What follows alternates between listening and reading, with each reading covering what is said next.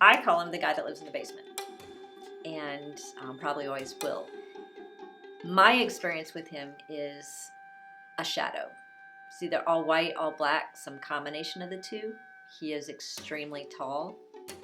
Even though I've never felt anything malevolent, I do believe he wants you to be afraid of him. He likes that. He wants to intimidate you in whatever fashion that he can.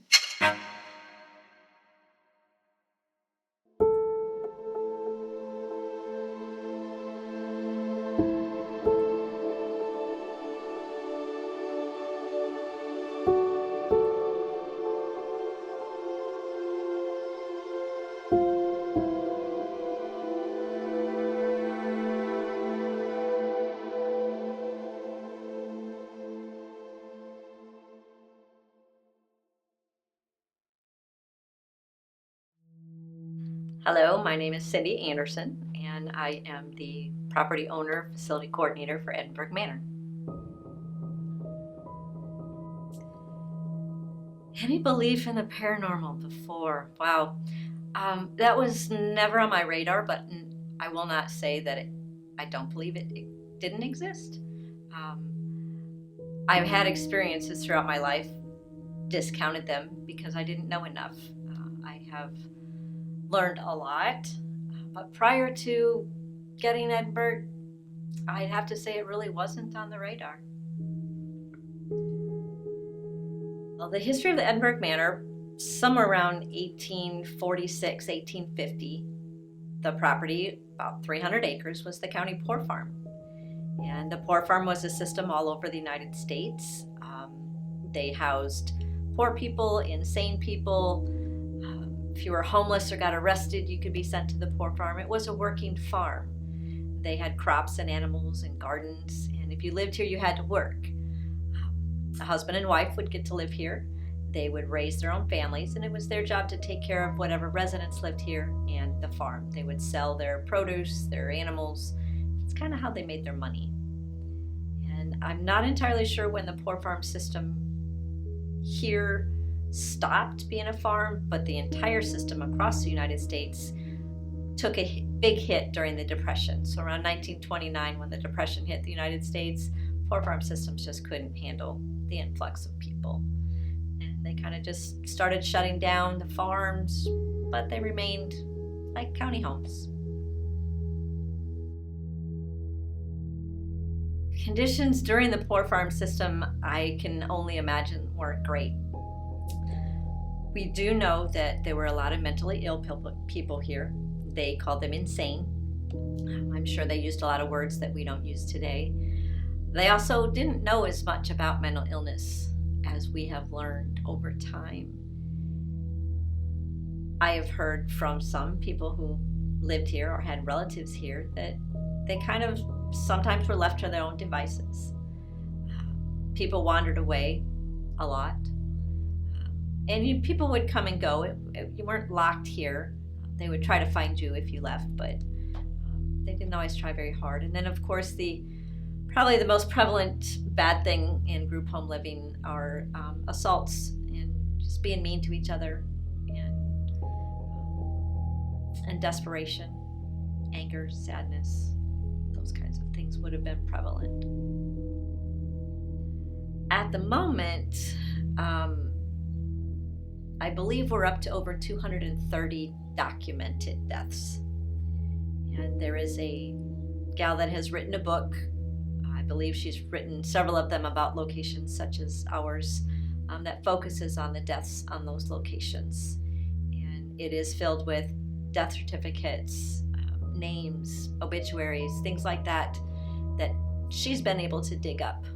And I would venture to guess that that number is a lot higher.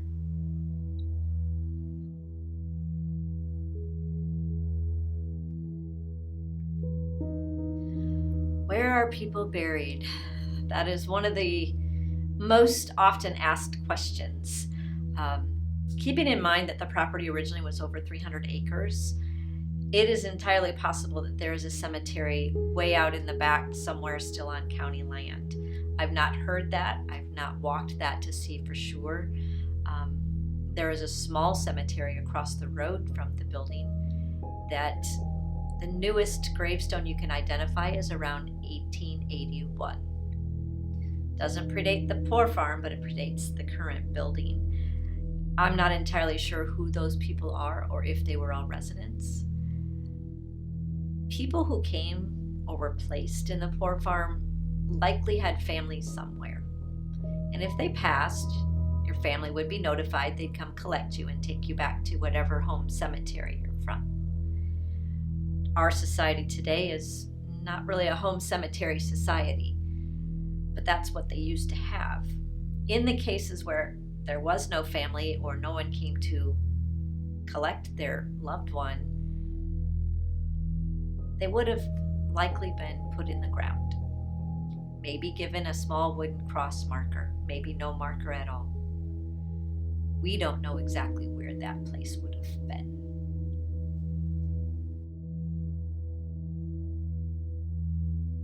Acquiring the building was very, very interesting. We saw an ad in our local penny saver for an open house. The facility closed in November of 2010, and we saw that ad in January of 2011. So we came out and took a look. The county had a couple open houses. It still had heat, running water. They were trying to sell it off, a small portion of it, and looked again in February, and then they decided to do a sealed bid. So you fill out their form, mail it in, and our bid won.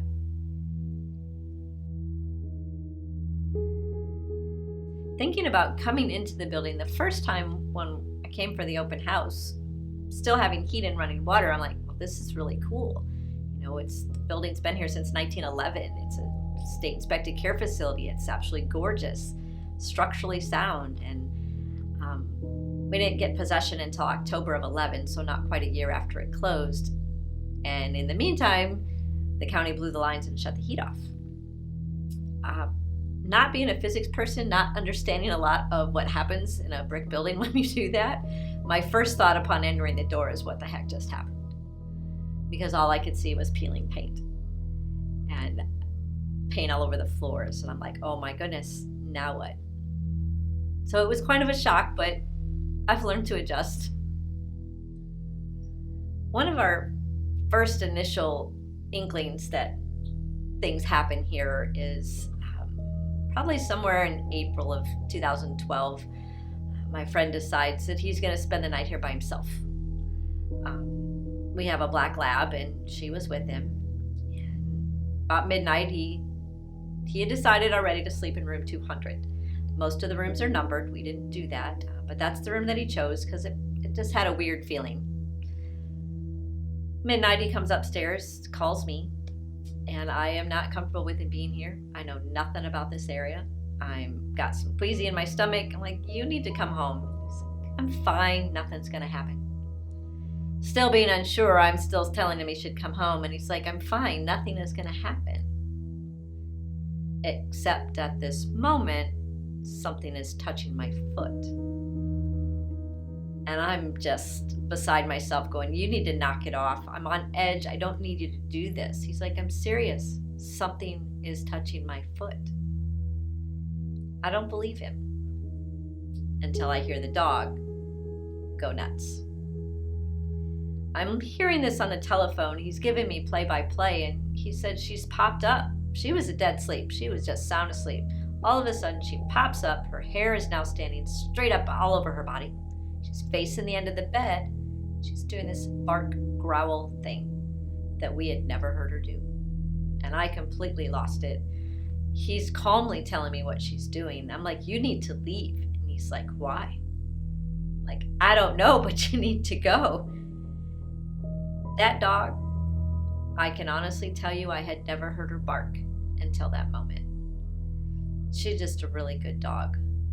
Eventually she calms down. We try processing that. We're like, what happened? He's like, I don't know. Something touched my foot. And then the dog went nuts. 15 or 20 minutes go by and she does it again. Same thing. Up she pops, hair all over, barking, growling. This time she gets off the bed, and there's radiators in the room, and she's now nose to nose with the radiator. And she's still barking, going crazy, and I'm still going, you need to leave. And he's like, I can see it. There's nothing there. but she is one unhappy dog. And we did talk to about 2 a.m. She got back on the bed, nothing else happened. And then somebody else asked to stay. They had heard he stayed, had an experience, so they're like, we want to do an investigation. And we honestly were like, we have no idea what you're talking about. So we said no. But being persistent, he's like, come on, let me do it. So we finally let him and a friend come out. They had some flashlights and recorders, nothing fancy. They knew that he spent the night inside, and they knew that something happened. Now, when he told me that something was touching his foot, it literally was a squeezing of his foot over and over again. The other two that came, they didn't know what happened, and we didn't tell them what room it happened in. Following morning, he calls up very excited. He's like, you have to hear what we caught. And again, not knowing anything about this industry, not watching the TV shows, we didn't know what that meant either. We now know it was an EVP. So on the recorder, they got something. They emailed it to us, and we did listen to it on a laptop without headphones at separate times. When I finally hear it, I can hear them ask what I now know are typical questions. Tell us your name. Give us a sign. We're not here to hurt you. And one of them asked, did someone stay here? We see there's blankets on the bed. At that time, room 200 was the only one that had blankets on the bed. So we knew they ended up in that room. And the other kid said, did you do something to them? And almost immediately on top of that, you can hear, I grabbed you. In a guttural whisper, it said, I grabbed you. And I am like, there's absolutely no way. The hair on my arms is standing up. I'm freaking out because I could clearly hear it. And then I said, play it again. I listened to it for at least a half an hour over and over again. They didn't know. We didn't tell them. And then it got put on Facebook. And it went bananas from there.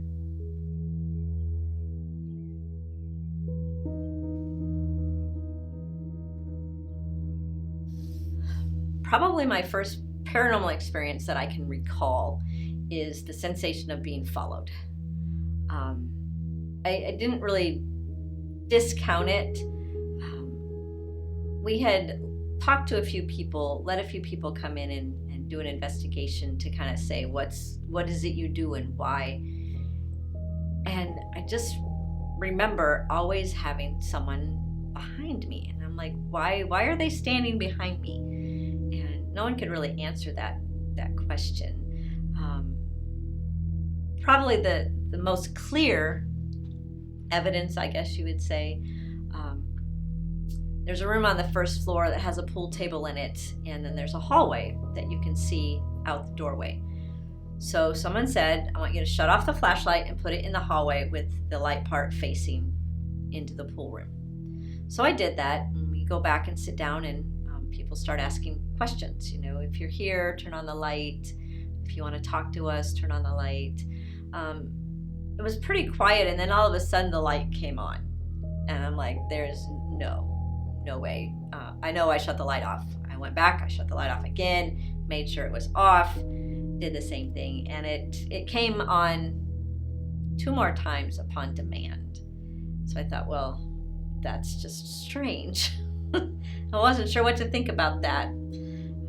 That was probably my first visual of actual something happening when you ask.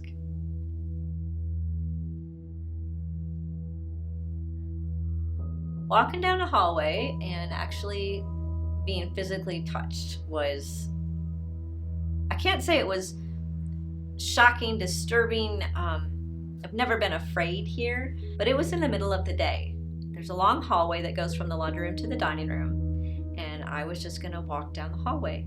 And I get probably about halfway down the hallway, and I didn't see anything, but whatever it was came at me the other direction, And I call it a shoulder jack. So it just kind of went shoulder jacked me, and I literally twisted around.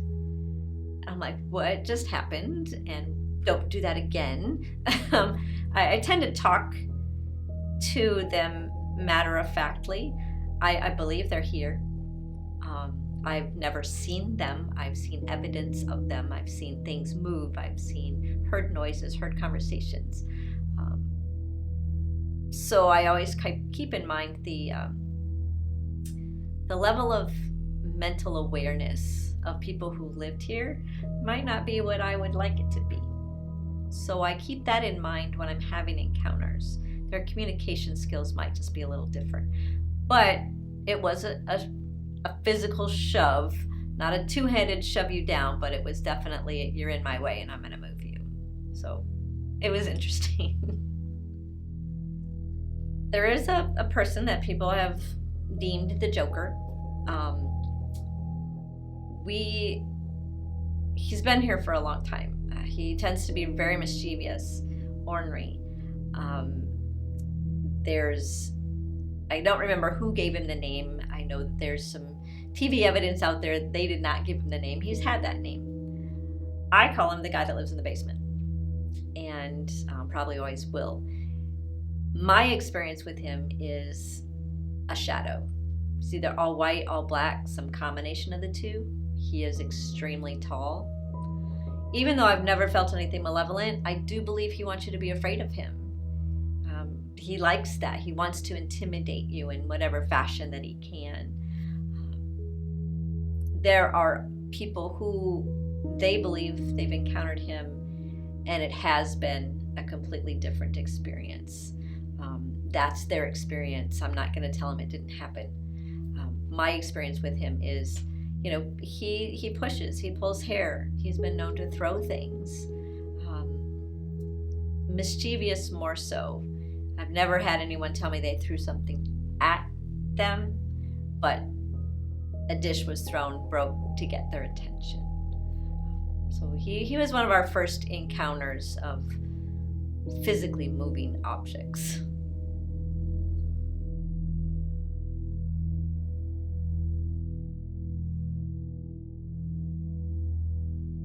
The guy in the basement, other than the Joker, the guy in the basement, there is another person that I'm aware of that hangs out in the basement. And we weren't really sure what we were going to do with the place. We had a few people investigate, but there's no running water or heat inside the building. So we thought maybe we would get a working bathroom inside. And in the basement, there is a room that has a bathroom in it. It's close to where the lines come into the building. And my friend was here checking that, probably between noon and 2, bright sunny day. And he had a physical experience. The bathroom is actually inside another room. He went into that room, checks the lines, he turns to leave, and he kicks something that was on the floor that he swears was not there when he went in. It's a little yellow foam banana that the dog carries around. But she wasn't here that day. So he just blew it off. He's like, he didn't see it. Goes to the boiler room to check everything. Now he's going to leave. And there's a kitchen office in the basement next to the boiler room. So that's the doorway he came through. And as soon as he got into the doorway, immediately out the corner of his eye, he sees a man standing in the corner, just like he could see you. And of course, your brain goes to, all my doors are locked, no one should be inside, what do I do? So he told me that he turned to confront the guy. He said he's around 6'3". He's got a big, dark, brown, black beard, very full, and he's wearing like a leather duster, like a cowboy coat. He doesn't have a traditional cowboy hat, but it's a flat-brimmed, round-topped hat, and he was just standing there staring. They stared at each other for what felt like forever. And that man disappeared. My friend is like, no, thank you. He leaves. He doesn't come back for 30 days. That doesn't happen in the science and physics world. But once you get your head wrapped around it, if you've never seen a full-bodied apparition, I can guarantee you that it will shock and startle you and unsettle you. But if you can be accepting, then it can be a really cool experience. And other people have seen this person. I don't know who he is, Primarily, they've seen him either in the same room or in the laundry room.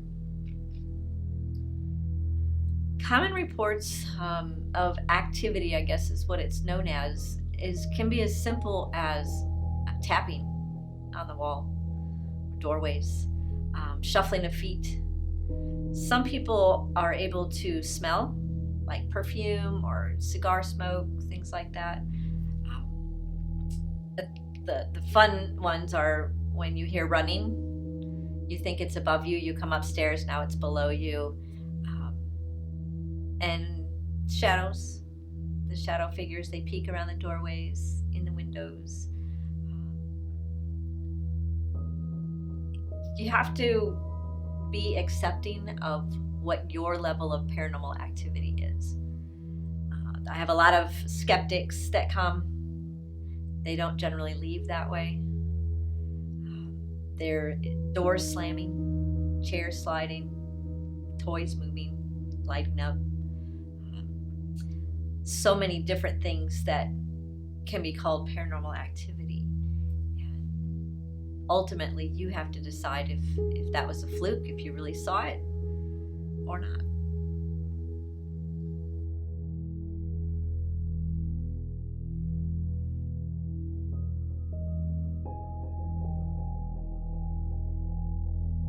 Not only did my friend see the guy in the basement, clearly, just like he could see you, he's seen another person.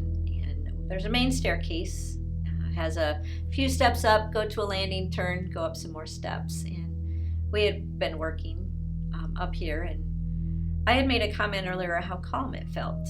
Sometimes it just feels calmer than others. And then he went outside to get something, and he comes back, and he told me that when he hit the staircase, he got that tingle. And sometimes that's an indication that something is weird or odd. And he goes up the first set of steps, and he turns, and there he sees a woman. She's standing on the second to the top step. Her back is to him. He could not see through her. He saw her plain as day, just like he could see you. He did describe her as very old. She's got long, stick-straight gray hair, and she's wearing either a white dress or a nightgown, but it's long-sleeved and high-necked. And she didn't acknowledge him in any fashion. She took one step up, and then she was gone. And again, this is between noon and 2 on a bright sunny day. There's a window in the stairwell. It wasn't lights playing tricks. I don't know who she is, but I know other people have captured her on video going down the hallway or seeing her in the window. And I've been told that she watches over the place. She believes that that's her job.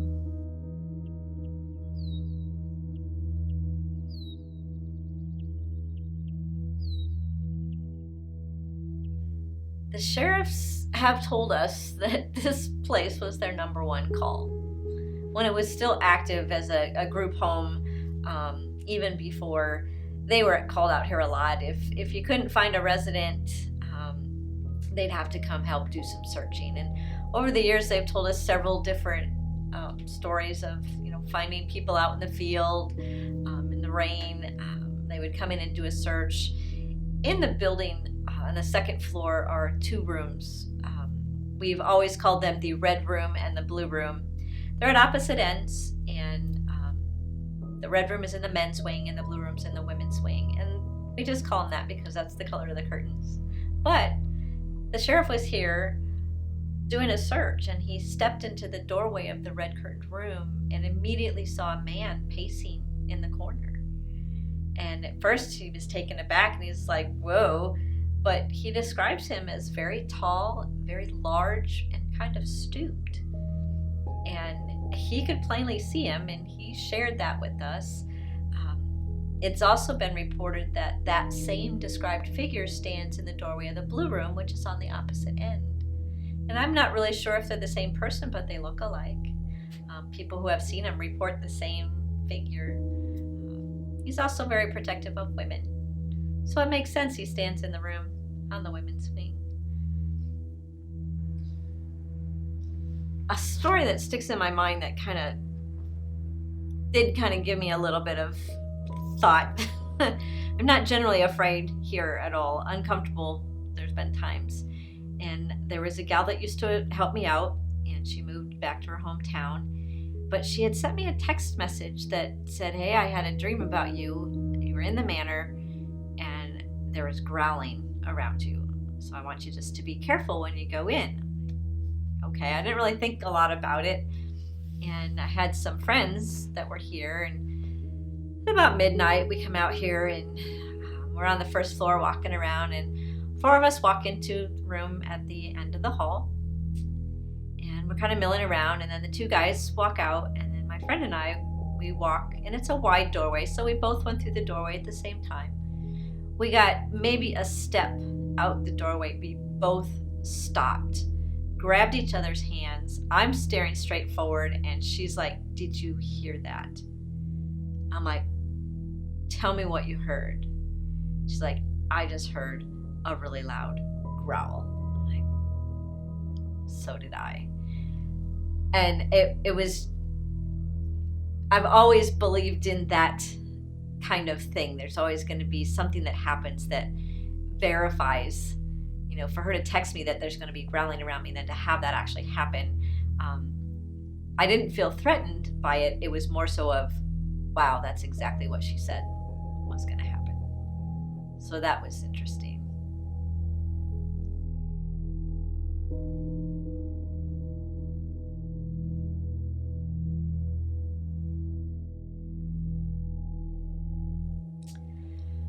What do I think ghosts are? I've actually put a lot of thought into this, and I've come to the conclusion that whatever entities are here, I personally do not believe they're stuck here. I know that the people that are here follow me around when I'm not here, but they're still here. That's a difficult concept for people because we often forget that we are human, and we can't understand what they can or can't do. We like to scientifically try to explain these things. We like to try to quantify the energy and such. So I believe that they can do so much that I could never comprehend. And I am okay with that. It's all ultimately about the energy. I do believe there's no physical presence any longer. But there's definitely energy. And sometimes there are some that have a lot more energy than others. And that manifests it in the way. It takes a lot of energy to throw a ceramic dish. It takes a lot of energy to slam a door. But I can't deny that those things have happened. As I think about what I would say to them, one of the first thoughts that comes into my mind is, I'm sorry. I'm sorry that you were here in a time that there weren't people able to help you. I'm sorry that your family may have abandoned you. I'm sorry that bad things have happened. But I want to reassure you that I am not about to continue letting bad things happen to you. I want to make your home happy. I want to clean up the paint, pick up stuff, and I want you to understand that I'm not doing that to be mean to where you live or what you do. I want to acknowledge the fact that you love music as much as I do. And to the children, there are so many that come here that want to play with you and want to be in your presence and make you feel safe.